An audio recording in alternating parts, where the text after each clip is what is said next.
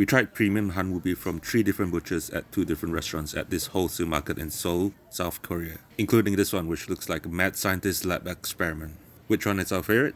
See if you can tell by the end of this video. Majang market is a wholesale market which supplies 60% of the meat used in Seoul. They sell a lot of Hanwoo beef here, which is like the Wagyu of Korea, where the meat can be very marbled and quite expensive. But you can get it here at a cheaper price compared to having it at a restaurant. Check out my previous video for our guide to Majang market. First up, we got our beef from the Rich Garden. This assorted pack of meat weighing 476 grams was 80,000 won or $60.69 USD.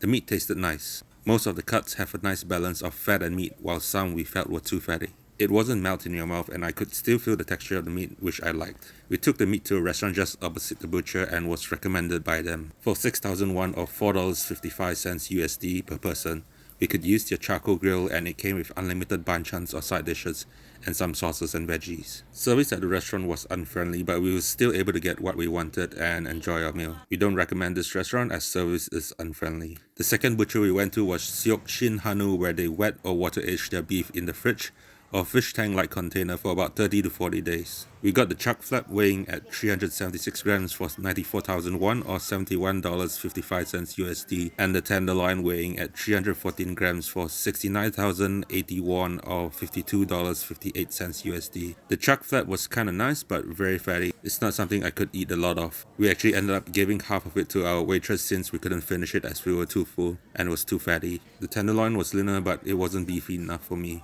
The third butcher we went to was Palpalhanggumhan우, which also sells wet-aged beef. They did not have any ready-to-go assorted meat packs, but we could order whatever cuts of meat we wanted and they sliced it and packed it on the spot. There was a lady there who could speak fluent English as well, and I liked that she was easy to talk to and wasn't trying to hard sell you their meats like some of the other butchers. Top-notch service from this place. We chose a couple of different cuts and the total came to 72,000 won or $54.76 USD for about 400 grams of meat, if I remembered correctly. So about 18,000 won or $13.69 USD per 100 grams. You can see that the meats doesn't look as pretty and well presented as the others, and the cuts are not very marbled at all than the other two butchers, but we really enjoyed eating most of the cuts from this butcher except the tongue. Most of the cuts were beefy and tender enough. The tongue had a gamey taste to it. I would recommend the short plate and short rib fingers called galbisal. So the lesson learned here, you really can't judge a book by its cover even for food. We cooked the meat from the second and third butcher at the second restaurant called Kogirang Shiktang, and it has fairly better service than the first one we went to. Definitely would go for this one than the first one if I were to come back. Most of the servers here speak Korean though. There was one who spoke Chinese, which luckily I could speak enough to communicate what we wanted.